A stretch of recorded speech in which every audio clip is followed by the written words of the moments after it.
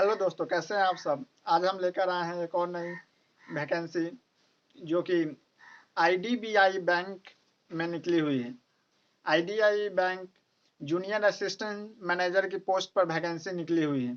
हम इस वीडियो में इस पोस्ट के रिलेटेड सारी जानकारी जानेंगे कि इसकी फॉर्म कब से कब अप्लाई की जा रही है, इसमें क्या क्वालिफिकेशन चाहिए, इसमें क्या आपकी फ़ी रहने वाली है और साथ ही में जानेंगे इसका सिलेक्शन प्रोसीड्यूर क्या रहेगी। आइए हम इस वीडियो में इस पोस्ट के रिलेटेड सारी जानकारी जानते हैं। ये जो वैकेंसी निकली हुई है वह आईडीबीआई बैंक में निकली हुई है। इसकी नोटिफिकेशन जारी कर दी गई है। ये जिस पोस्ट के लिए वैकेंसी निकली है उस पोस्ट का नाम है जूनियर असिस्टेंट मैनेजर की पोस्ट के लिए वैकेंसी है।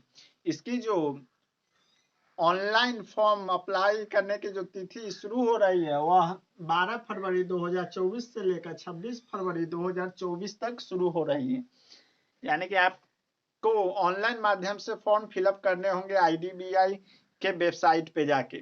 आपको 12 फरवरी से 26 फरवरी के बीच में आप इसे अप्लाई कर सकते हैं।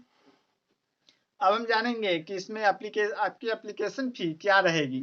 आपकी एप्लीकेशन फी जो रहेगी वह जनरल ओबीसी और ईडब्ल्यूएस की 1000, वहीं एससी और एसटी की 200 रुपीज आपको लगेंगे। जब आप फॉर्म भरेंगे तब आपको एप्लीकेशन फी देनी होगी। जनरल ओबीसी और ईडब्ल्यूएस की 1000 रुपीज लगेंगे, वहीं एससी और एसटी की 200 रुपीज लगेंगे। अब हम जानेंगे कि इसकी आयु सीमा क्या मांगी गई है इस पोस्ट के रिलेटेड। इसमें जो आपको आयु सीमा मांगी गई है मिनिमम 20 साल और मैक्सिमम 25 साल। इसमें आपको आयु में भी छूट मिलेगी। अगर आप ओबीसी या ईडब्ल्यूएस के हैं तो आपको मैक्सिमम 3 साल के छूट मिलेंगे। वहीं आप एससी और एसटी के हैं तो आपको 5 साल के छूट मिलेंगे।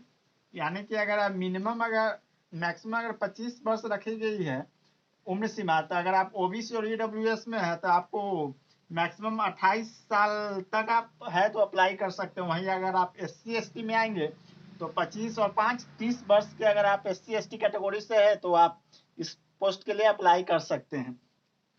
अब हम जानेंगे कि इसके एजुकेशन क्वालिफिकेशन क्या मांगी गई। इस पोस्ट के लिए अगर आप किसी भी रिकॉग्नाइज यूनिवर्सिटी से अगर आप बैचलर ऑफ डिग्री किए हुए हैं तो आप इस पोस्ट के लिए एलिजिबल हैं। किसी भी रिकॉग्नाइज यूनिवर्सिटी से अगर आप बैचलर डिग्री लिए हुए हैं तो आप इस पोस्ट के लिए अप्लाई कर सकते हैं। इसमें जो डॉक्यूमेंट जो मांगी गई है वो है आपकी 10th marksheet, 12th marksheet, graduation certificate. Graduation certificate में आपको सेमेस्टर वाइज मार्कशीट देने होंगे। जैसे अगर ग्रेजुएशन अगर आप 3 साल के किए हुए हैं तो पार्ट 1, पार्ट 2 और पार्ट 3 का मार्कशीट भी देना होगा। सेमेस्टर वाइज मार्कशीट मांगी गई है ग्रेजुएशन में। अगर आप रिजर्वेशन के लिए फायदा उठाना चाहते हैं तो आप ओबीसी नॉन क्रिमिनल सर्टिफिकेट और ईडब्ल्यूएस में आते हैं तो ईडब्ल्यूएस सर्टिफिकेट चाहिए आपको।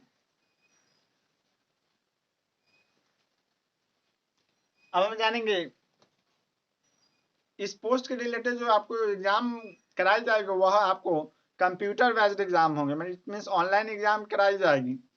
इस पोस्ट के लिए जो आपके एग्जाम ऑनलाइन एग्जाम कराई जाएगी वह आपको 2 घंटे की एग्जाम होगी और 200 नंबर के एग्जाम होंगे।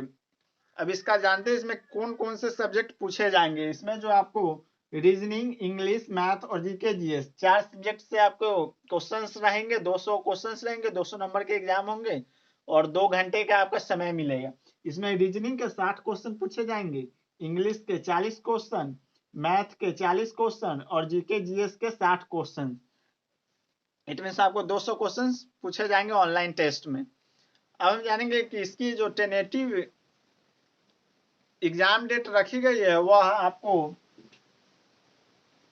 मार्च 17, 2024 को रखी गई है।